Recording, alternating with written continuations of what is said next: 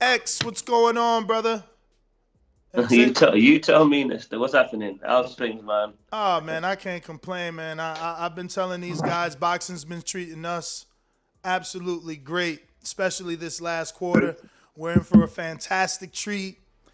But you guys are in a tough fight, man.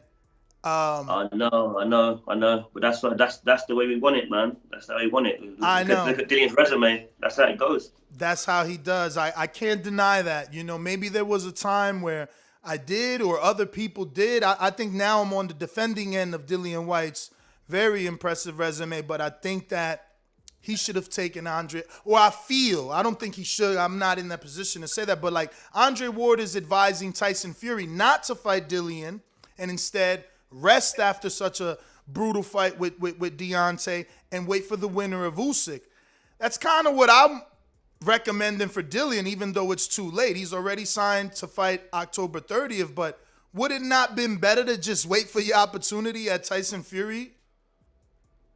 I would have to say no.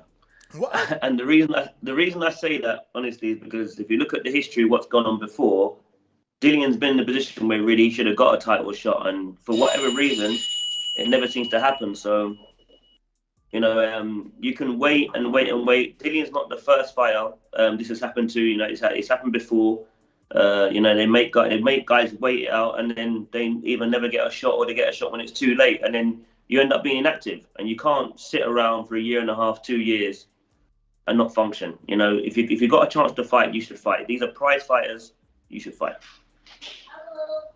Now, obviously, Tyson Fury has come out in the past and stated that he would like to fight Dillian as early as December. Obviously, I'm assuming that was before Dillian actually made the fight with Wallin.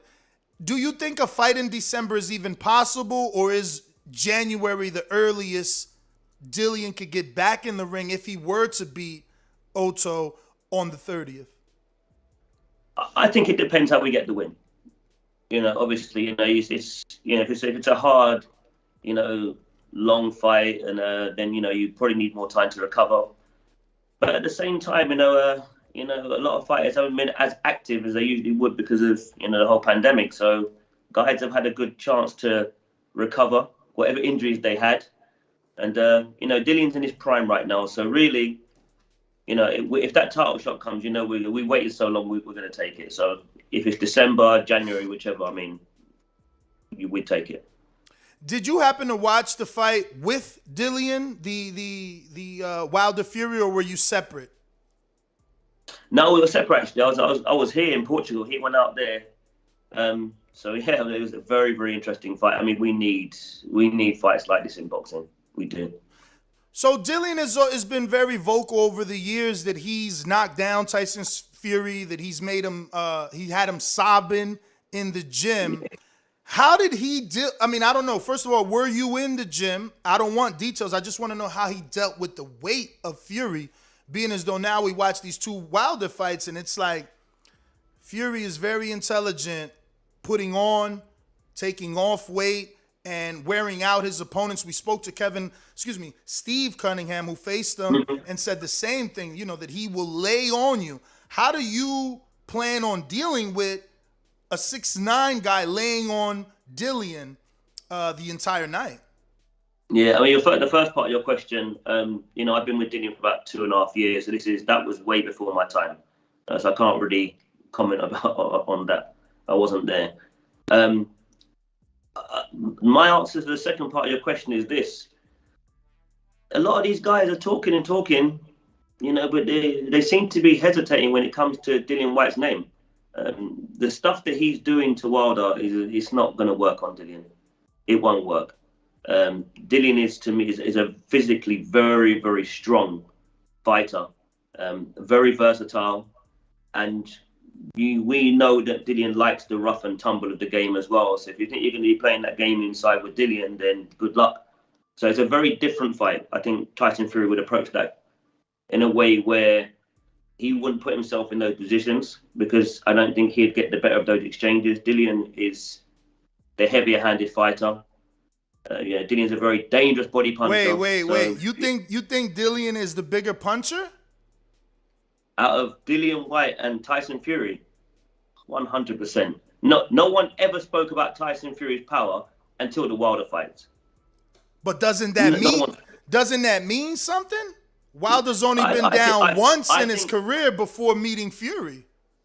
I think he's met a dance partner that suited him. That's my personal opinion. I think his style was perfect against Wilder. But, we've seen Tyson Fury in loads of fights, and he's landed loads of clean punches on guys, and guys not going anywhere. He's not a puncher. He was a puncher against Wilder. That style suited him. But X. All right, so let's think Wallin, right? He landed a nice right hand on Wallin, and it didn't do or look anything like the way Wilder reacted, but he was also only, 258? 20-something pounds lighter. Maybe the weight, do you think that, I mean, you know better than me as a trainer, and you've dealt with strength and conditioning coach. Can 20 pounds add punching power? There'll definitely be more weight to your shots. I mean, every fighter's makeup is different, as you guys know. I listen to you guys talk all the time. You lot are very knowledgeable as well. Someone like Tyson Fury, I've always said, to me, skills win fights. When these guys sometimes come in there, all muscular or they're cut up, it doesn't necessarily mean you're going to win. The guy can fight, and he's made good use of that extra weight. He uses it in the right way, so for him it benefits him. Other fighters, as I'd say with Wilder, I don't think the extra weight was good for him, because I think that's what actually ended up putting him in vulnerable positions. I think the speed would have been better. You can't get into a wrestling match with someone that big if that's not the way you fight. Wilder fights, mid to long range, and he wants to sit with that right hand. An in close fight does not suit Wilder. So why be heavier? To me, it has to make sense. When you're putting on weight, what are you actually doing it for? I mean, did you go in there putting on extra weight, hoping that you'd be able to outmuscle someone that big? I would say if I look at the history of your previous fights with Deontay, and I like Deontay Wilder, I think he's brought a lot of excitement to the heavyweight division. I don't have any issue with any of these guys. I love boxing. But to me, if I look at how you've always boxed, I have never seen you in a fight like that. I think Fury took you to a place where you'd never been to. So you weren't going to win that battle. So I think the extra weight actually hurt him and helped Tyson. Now, from physically looking at Wilder in the ring, where do you think he focused the weight gain at? What did it look like to you from the naked eye? Or did you not even bother to go that far in assessment? Yeah, I mean, he looked quite top heavy to me. And Wilder's got quite a slim frame, like a naturally kind of slim frame, a bit like Anthony Joshua, really. These guys are, they're kind of, they're almost modified to look bigger. I mean, in their training, depending on the kind of training you're doing, you can become quite top heavy, but you have to be careful not to focus so much on the top half, and you still got the same sort of build at the lower end, because otherwise later on in the fight it's gonna hunt you, it's gonna hurt you. Because it's just like with the Khan v Canelo. These guys are always going to look good early, but then when you're carrying that extra weight that's not natural to you, then it starts to affect you in a negative way. So that's why I would have preferred to see Wilder coming a bit lighter, because he's been knocking guys down being at that lower weight. Mm-hmm. Like, you didn't need Tyson almost needed the weight to generate more power. Wilder, you don't. That's the way I looked at it. So, but listen, the fight's done now. It's ready to fight. Let me ask you: if you guys got the call to face Fury, would you call Steve Cunningham and bring him into camp as he fought Fury, sparred Fury, and had success? Would you call Malik Scott or Mark Breland, who's faced Fury, to be a second in camp with you?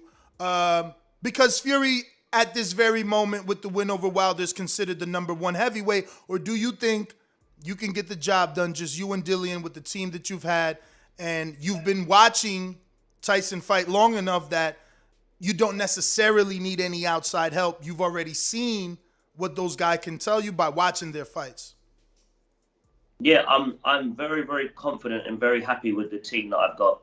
I've also got Harold Shadow Knight, who was part of the team with Emmanuel Stewart, with Lennox Lewis. So he comes with a lot of experience.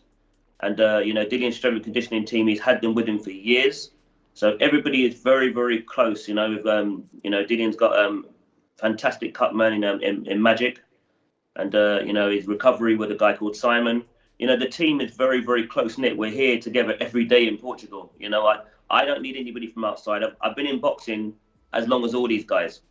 So, I'm very confident in what I understand and what I know. And obviously stuff that I picked up in the amateurs. So we've always had to come across southpaws, being involved with heavier guys, teaching. I've had southpaws in my gym. I've had to fight southpaws, I've had to fight bigger guys.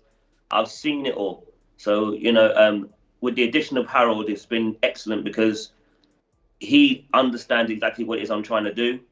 We think alike. We think a lot alike. So even when I say something, he'll just support it, or he'll say something and I'll support it. And we study fights together all the time as well. So, it took a while because my gym is in England. When I came out here, I came on my own. So what we've done is we built a team and everybody's just very, very happy. So if I could pick any fight, it would be to fight. Out of all the guys, my first choice would be Tyson Fury. I've said that since the time I've taken on Dillian. Why is that? What about Fury do you see that you can expose? Very good style matchup. Like I said, Dillian's got a very underrated jab. The reason why Dillian's resume is so good and he's beat these guys is because of his ability. It just gets overlooked sometimes. You don't have a resume that good and get all those wins unless you know exactly what it is you're doing. I've just smoothened a lot of things out. That's all I've done since I've met Dillian. I've just tried to improve him in certain areas so he's an even better fighter. He's a really good fighter. But that particular style, when I look at the two guys, that style for me, for Dillian, is ideal. All right. So let's talk about the actual fight, October 30th with Ota Wallin. Southpaw. I was going through the resume. When's the last time Dillian's faced the Southpaw? This must be a hell of a long time ago. To be honest, we have this conversation in the gym because we're always talking boxing. Mm-hmm. There's a lot of heavyweights throughout history that never actually fought a southpaw. Lennox Lewis never fought a southpaw. So what made him choose him? And I'm talking to at the higher end. Riddick Bowe never fought a southpaw. Evander Holyfield fought two. I think Chris Byrne and Michael Moorer. But a lot of heavyweights did not fight southpaw. The pool wasn't that deep at the time, and the pool was not that deep now. So a lot of guys get away with not fighting too many southpaws. You got Luis Ortiz out there, and obviously you got Wallin. They're the two names that come to mind right now. So the challenge, Martin, Charles Martin. Sorry, thank you. Yeah. So the challenge is that's obviously going to be the main challenge. Is how do you deal with the southpaw? I think for me personally, because I spent 7 years in the amateurs, you're fighting it. You're going out fighting every weekend, or midweek. So you come across all different types of styles. So I've had to always get guys ready to face like southpaw opponents, and I've got a lot of knowledge on how to do that. So as long as we adopt the right game plan and Dillian follows it through, he'll do very well. Why did you choose a southpaw if you haven't been in there with one? And this is a guy that was relatively unknown, came out of nowhere and rough Fury up. Yeah, he did. Yeah, he did. Because I heard options like maybe Jermaine Franklin was a possible option, and it seems like that's true because Ota is with the same promoter. They're both with Salida, so it was like, you want either guy? Which one do you want? Yeah. Why did you choose the southpaw, though? I like the idea of Dillian fighting a southpaw, number one. And number two, I like the idea of Wallin because, he did put up a good fight against Fury. And if you look through Dillian's resume, he's always taken on tough guys. So this is just another tough guy and a challenge that he wanted. And I support him with it. I think it's a very interesting fight, a fascinating fight. So we could see how Dillian copes with Wallin in comparison to how Fury did. I mean, that's really what boxing's about when you're trying to get two guys to come up and fight each other. So I'm very excited about the fight. It's a new challenge, like you said, it's a southpaw, and we'll see how we go about figuring him out. So who are you bringing in? Since you mentioned that there's not very many southpaws in the heavyweight division, are you just going to bring some orthodox fighters and have them switch for the position? or are you bringing in southpaw fighters?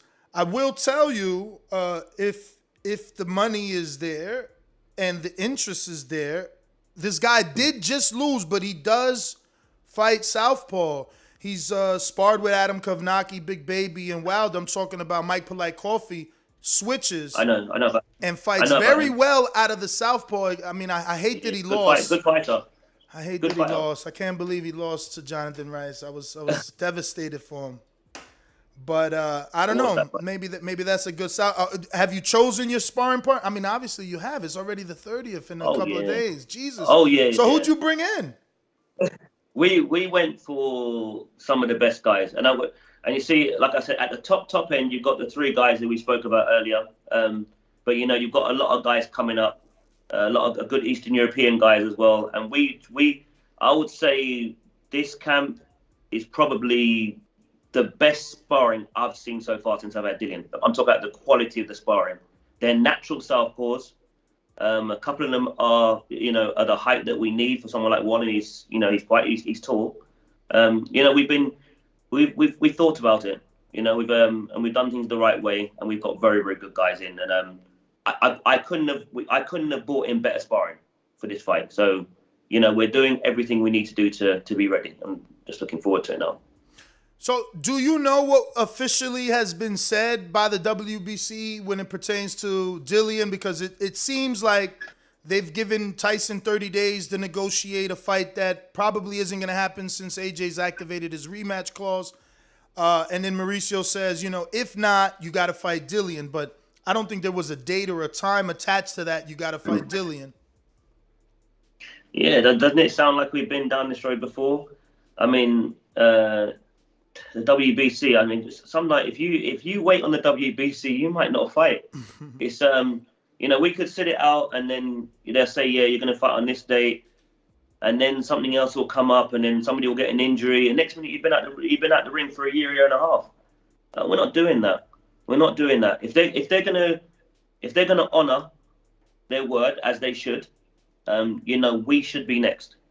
But what we're not going to do is sit around and wait. But you don't know a timeline. They haven't sent you a timeline. No.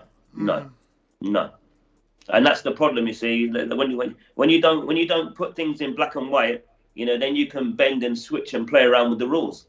And that's why, me personally, if anyone's asking me, I would say, listen, you want to be careful doing that, because we don't know when things are actually going to happen. Mm-hmm. And Tyson Fury is a very, very unpredictable character. He says, yeah, I want to fight Dillian in December. And then he'll turn around and say, oh, I don't see why I should fight Dillian. It's every day the guy wakes up, it's something different. He's not someone that you could trust his word. Mm. He's been in boxing a long, long time. And, he was supposed to have a rematch with Klitschko, and then, the whole Wilder situation. The Hay situation too. He had a bunch of pullouts with David Hay. Yeah, this is what I mean, and this is what happens, and that's why a lot of guys in history have made a mistake from just waiting on one particular fighter. Be careful, you have to be smarter than that. These guys are prize fighters. You need to fight. So I know that you're just a trainer, but did you give any thought, and would you recommend for Dillian and his team to send someone to the 59th WBC convention?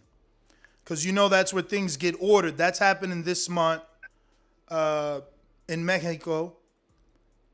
Mm-hmm. If you remember, Lomachenko and his whole team had to show up there to ask for franchise status, and Callum's team had to show up. Hold on one second there. No problem. No problem.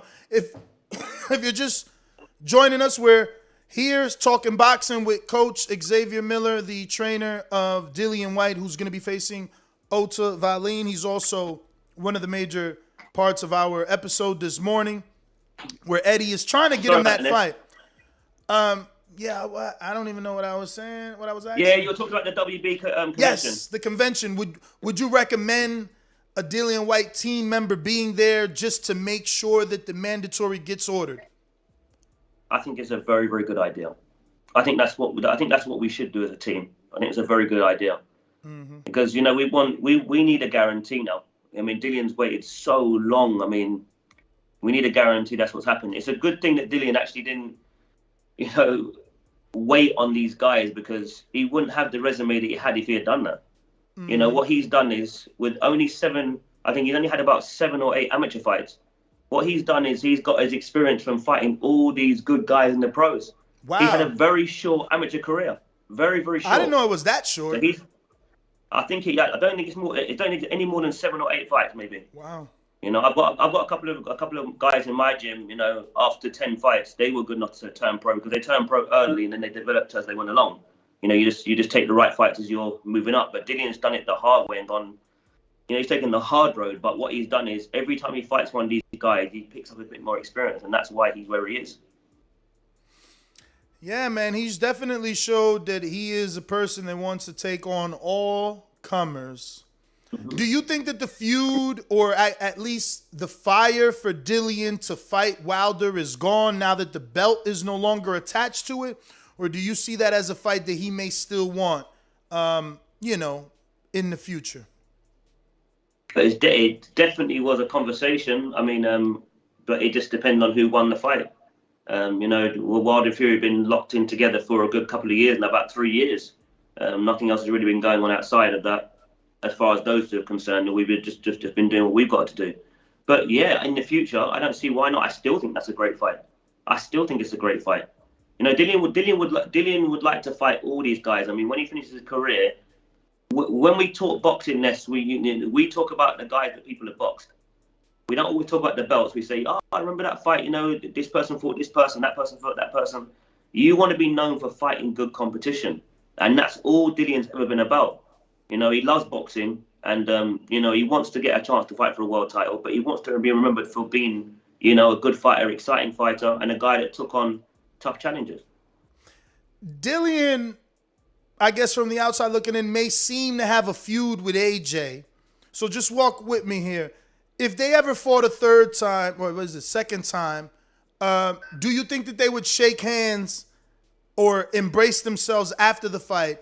Because that's been a big topic of conversation, that Fury went to, you know, embrace Wilder after the fight, and that Wilder was not ready to be friends at that time. And, you know, as a coach, I'm sure you teach your fighters from the beginning, like, good sportsmanship, win or lose, shake that man's hand. In baseball, they line you up, and you're forced to, even with tears in your eyes. So I'm just wondering how you looked at that particular scene, and what do you think Dillian would do given that opportunity with AJ on a second time? Would they embrace?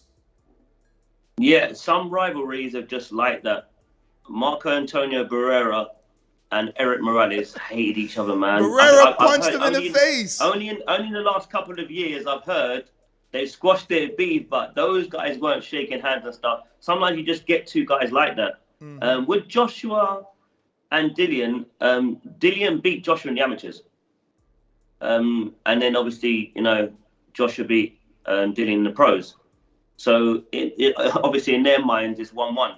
That's why Dillian would like to get another shot at him. But it's a rivalry, but it's not a nasty rivalry. I think it's a more nasty rivalry with Wilder, with Dillian. I don't think there is that. I think it's just strictly competition between Dillian and Joshua, because, you know, that version of Dillian, you know, they were both very green, very early in their careers. Dillian, to me, and to most, if they're not being biased, has developed more and is more seasoned to me compared to Joshua. I think Dillian has progressed more throughout his career. Joshua, to me, has almost hit a ceiling, a wall. And that's why I feel that if we get that rematch, I could see Dillian knocking him out. That's why that's probably the other fight that I'd really want, as well as the Tyson fight. So you feel if Wilder Dillian were to fight, there will be no embraces regardless of outcome? I don't see it. I think that rivalry for me is you know, without actually having a fight yet, to me is real. You know, the two of them just don't get on, man. And I could see it tipping over the edge. You know, the press conference will be pretty interesting. It'll be lively, and that's always going to be a good fight. Definitely, obviously, you know, our focus right now is Wallin. You know, it's a tough fight, and then obviously we want our shot at the WBC belt. You know, it's no disrespect to Fury or Wilder. It was whoever won and whoever had the belt. That's the guy that we want. So obviously we want Fury, but then after that, obviously we'll be open to conversation, no doubt. For sure. Well, I want to ask about when we talked about sparring partners. Well, I know you got another fighter. I don't want to butcher his name. Kamori? Is it Kamori? Oh yeah. It's actually the fight poster just came out just now. I see you wearing a shirt. Oh no, this is that's Dillian. That's the Wallin one. Oh, because I got the fight poster and it looks just almost like it. Kamori versus Casandera. That is a tough fight because that Castaneda, he just beat Ofer Jones. And Ofer Jones is he's skilled. He recently got signed by Matchroom, so that was a bit of a shock. Yeah. So, Yusef's got the same mentality as Dillian. That's probably why Dillian signed him. He wants to be known for taking on tough fights, tough challenges. And this will be the biggest fight of Yusef's career. So I'm really looking forward to that. He's been out in camp with me for this one. He wasn't in camp for the fight he just had before because he was in England. He didn't come over. But this one, he's been here for the whole camp. So, and I've had to bring in sparring for Yusef for this fight. That's how serious this fight is for Yusef. Because he wins this fight and his career will just take off. So yeah, big fights. I'm really looking forward to getting 2 really good victories on the 30th. And I'm glad to be going back home to the O2 as well. The O2 is massive arena. That's one of the things I admire about Dillian is his business savvy. The fact that he's still not signed to Matchroom. He's working on a fight by fight. He's a pay-per-view draw in the UK. Manages his own career. Yep. Manages his own career and manages a lot of good talent. I really like Fabio Wardley. Obviously, he's got a few other guys, but he's got a really good business mind and he's taking care of his friends. I mean, look, he even gave Babbitt a shot. Got that guy all popular now. Alan Babbitt, Babbitt is fun, man. He's when he comes for sparring, it's heated. He's a very good fighter as well. I mean, they're not really looking too much at his skill right now, but he's highly skilled. He's had about 100 amateur fights. Yeah, that's what I was gonna say. He's got to have some skill because we realize he has over 100 amateur fights. So good fighter. You don't go that far. Firsthand, I've seen it. I've seen him sparring, so I know what talent he has. He's going to be fun to watch. He can go down to Bridgerweight as well and will fight a heavyweight. He's a good fighter. Yeah, man. I respect that about him. He put a lot of people on, and even the Smoke Sundays. I like that, man. That thing should get televised, man. I like that. Yeah, definitely. No doubt. I think they're going to go back to spending a bit more time on that as well in the future. So yeah, but that's what we need. You've got the kids in the local area. They want to get involved in boxing. That gives them a chance to shine. And Dillian takes them on pad sometimes. This is what I expect from these fighters. You're supposed to give back. That's the role you should be taking on. So I love what he does. So before I let you go, let me get some predictions, if you make any, on. I should get some money for the Usyk fight because I was the only person out here that picked Usyk to beat Joshua. Man, you should have bet it. I didn't believe that was ever gonna happen. But since you bring it up. Definitely. Since you bring it up, you think he's going to be capable of getting it back in the rematch, or does Usyk run away with it? I pick Usyk again. Oh, wow. Usyk again. Don't underestimate these guys that come up from the smaller weights. They're used to fighting big guys. Usyk was fighting the likes of Joe Joyce and that in their tournaments. It wasn't the first big guy he's seen, and his skill set, is high. Undisputed cruiserweight champion. He's done what you'd want a fighter to do, starting boxing very, very young, and has won practically everything coming up, and then wins an undisputed title. And then people had him as an underdog against Joshua. I don't understand that. To me, he's one of the guys that you had to watch on the way up. He's just so small, though. I know he didn't look great in some of his fights, but listen, Nigel Benn said the same thing. When he moved from middleweight to middleweight, he said it took him time to get used to the extra weight. Same with Evander Holyfield. He didn't look that great when he first went to the heavyweight division, but then after 2-3 fights, you could see it unfolding. Once these guys get accustomed to that weight, they don't mind fighting these bigger guys. They're used to it. Do you think he beats Fury? Usyk? Yeah. It's definitely possible. Again, Usyk. You have to bear in mind, Usyk has unbelievable footwork. Yeah, but Unbelievable you footwork, and he seen picked. Fury, right? Like he literally was reaching out for Wilder to hug and clinch. Like he'll just wear you down. He took the Yeah, but what? second Yeah. round to lay on Wilder. Like that was the game plan. I hear Let's hug you, him. but you can't compare the education and the schooling of Usyk and Wilder. Wilder looks like someone who did join boxing late. I'm not trying to Usyk won't. compare it. I'm just simply saying how defense isn't gonna stop someone from reaching out to hug you. But angles can deal with that. Okay, Angles can deal with that's that. gonna be interesting.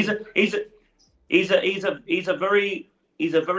a complete fighter, Usyk. And like I said, he's not the first guy to come up and done. We've seen Michael Moorer come from light heavyweight to be heavyweights. We've seen Evander do it. It's not like this isn't brand new. It's only brand new to guys that are only just getting into boxing now. We've seen these smaller guys do this, and when you get one that's exceptional, a bit special, they will. Yeah, but Evander hasn't fought. You didn't, Ness. You just didn't see it. I did last time. Listen, I was on. I did tell you. Evander didn't fight a 6'9" heavyweight. That's two. What did he weigh? 277. Like these our generation's heavyweights are super heavyweights. Like Ali, Frazier, them dudes were small compared to Wilder, Fury, AJ. You have to remember. You have to remember. You have to compare like the weight for the first Bowe and Holyfield fight. Holyfield was about 14 and a half stone. How heavy was Bowe? He was giving away so much natural weight. Like these guys are a little bit special. They can do this, man. They can do it. Every now and then you'll find someone that can do that.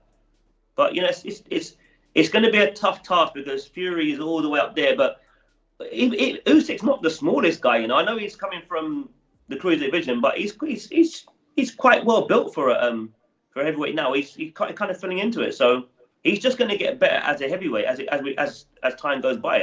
And Joshua did catch Usyk with some good shots. He didn't really do anything to him, and Joshua's got decent power. So I think he'll grow. I think he'll grow in confidence and do even better next time. I actually think that because I was listening to the corner. And they were saying to him, don't get greedy, But this time, now he knows that he can cope and deal with the size of Joshua. I think he'll be more confident. I think he'll stop him. I think he'll stop him late. I actually thought he was going to stop him late this time. And he almost did. He almost did get him out of there. He's a good fighter. I just watched what Fury did, and I'm like, how does anybody get away from those octopus arms and like, all that dirty, like his head is on your chest while you're on the ropes. Like he is very intelligent, crafty. I didn't know any of that, man. He sneaks some stuff in there. But listen, Dillian likes them kind of rough and tough fights. You know that, Ness. That's why Dillian that's my first pick on it. That's the fight that I wanted from the beginning. And then Usyk's eyebrow got split. AJ was barely committing and split his eyebrow, man. I don't know. I think a real heavyweight puts him in some real trouble. But listen, Xavier Miller, thank you so much for your time. We always appreciate you coming on. Wish you the best of luck on the 30th. I'm glad you're part of this final quarter because it is a fantastic quarter. This is a fantastic heavyweight top 5 fight, top 7 heavyweight fight. I mean, Dillian being already in the top, but Wallin being a guy that I was not expecting to get the call, especially when the talks with Jermaine Franklin. But you're excited about the fight, right? Super. You're excited about this fight, yeah? So I'm kind of leaning Wallin, man. I mean, the way he... Ness, you gotta be... What? Bro, he's so active. And Dillian be gassing sometimes, X. I'm sorry, he gets tired. This dude is active.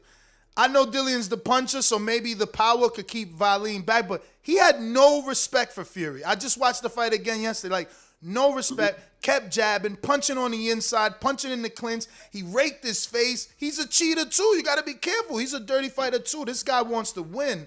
I don't know. It's going to be a dog fight. I know Dillian's the bigger puncher, but he changes angles. He changes levels. He's always like going up and down before he throws the jab. I don't know. It's gonna be interesting. I like that fight.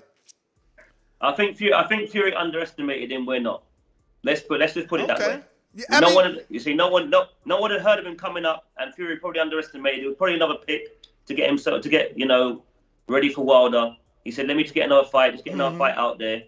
And when the fight actually started, he realized probably what he was in with. We've taken the fight seriously from the beginning, so I think the mentality going is different. Yeah, I mean, obviously, you guys got to see Fury got the unexpected. Yes, he did well. He did well with Brazil as well. He looked good with Brazil, man. He's a worker. He's active. So, and that's what Fury really ran away with the fight with Wilder. Like, he's just more active than these heavyweights. Like, Wilder tried to come out and throw punches in the first round. It seems like all of the energy left after that first round because he threw more punches than he probably ever has. But yeah, I'm super excited for your fight. I honestly, I didn't think that you guys would choose him. Especially, look, the consideration was Jermaine Franklin off a 2-year layoff. I wasn't expecting violence, so I'm excited. That's a fantastic heavyweight fight. But you weren't excited about that fight, though. What, Jermaine? Yeah, you weren't excited about that fight. He's off. Listen, I'm a guy. I don't watch any other sports, so I would rather a fighter not get criticized. So I know they're going to say something about Dillian for taking a guy coming off a 2-year layoff versus Wallin, who they respect. You know what I mean? So Dillian always makes the right choices, but boxing is brutal. You know, he took the Povetkin fight and he got knocked out, and people are now, that's a joke to them because Povetkin was 40. Meanwhile, Foreman could win a title at 40. B-Hop could fight past 40. Pick and choose. We pick and choose when 40 is old or 40 is great. But even I do that. I'm not going to act like I don't do that. I do that myself. But listen, X-Men, I don't want to hold you. Thank you so much for your time, man. We appreciate you. Thank you, man. You take care. Have a good day, guys. All right. Yo, if you enjoyed the video, feel free to hit the like, subscribe, and share. As always, if you want to support us to the next level, head over to the patreon.com/ThaBoxingVoice. We have tons of exclusive from Border Wars, Entitled, betting shows, the list goes on and on and on. But in addition to that, if you guys have questions for fighters, trainers, and promoters, this is where you can submit them. We will run out, get these questions answered, and put it back on the show just for you guys. Appreciate it. Peace.